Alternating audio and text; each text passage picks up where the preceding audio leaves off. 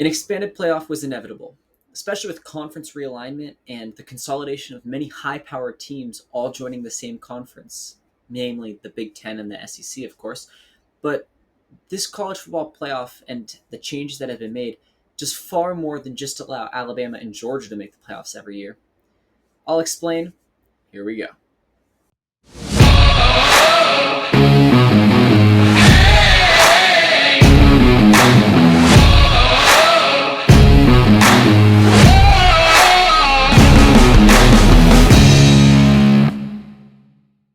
So let's start looking at some of these changes. So, first of all, and most importantly, these playoffs are now 12-team playoffs. And here's how the rankings are going to break down. So, similar to years past, the College Football Playoff Committee will come out with their final rankings of the year. And the highest 5 ranked conference champions are guaranteed a spot in the playoffs. For the highest 4 ranked conference champions, it's super easy. They're ranked seeds 1 through 4 and get a bye week. For the 5th champion, it's not quite as simple. See, say the 5th champion is ranked outside the top 12. Well, then they immediately assume spot 12.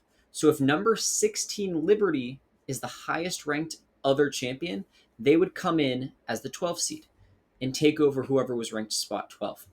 Now, if they're higher ranked than that, then they just assume whatever ranking that they already had. So if they were ranked number 7, they would keep number 7, and so on.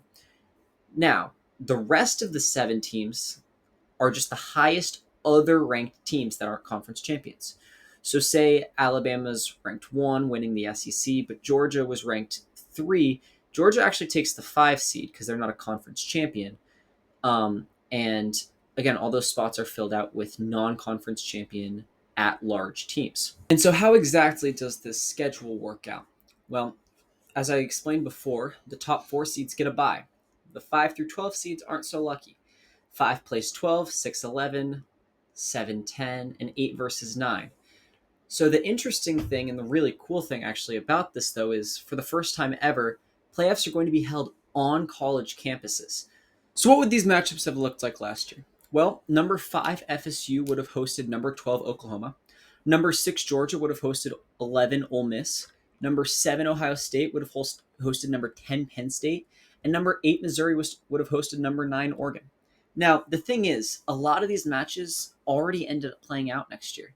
So my guess is when the rankings would come out, some creative liberties would be taking place so that they could avoid as many rematches as possible.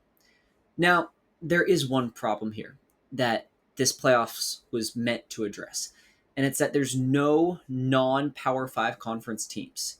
Well, that all changes this year because there is no Pac-12 conference. So we don't really have a Power 5 anymore. It's more of a Power 4.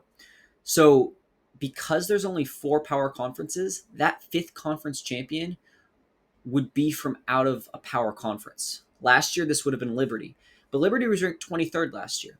So Liberty would assume the number 12 spot, thus eliminating Oklahoma and playing at Florida State in round 1.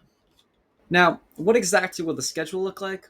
Well, the first round will take place on December 20th and 21st.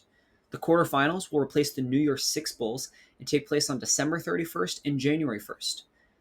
The semifinals will be held on January 9th and 10th, and the championship game will be held on Monday, January 20th, nearly 2 weeks after the finals took place this year. And that's it. That's all of the college football playoff explained.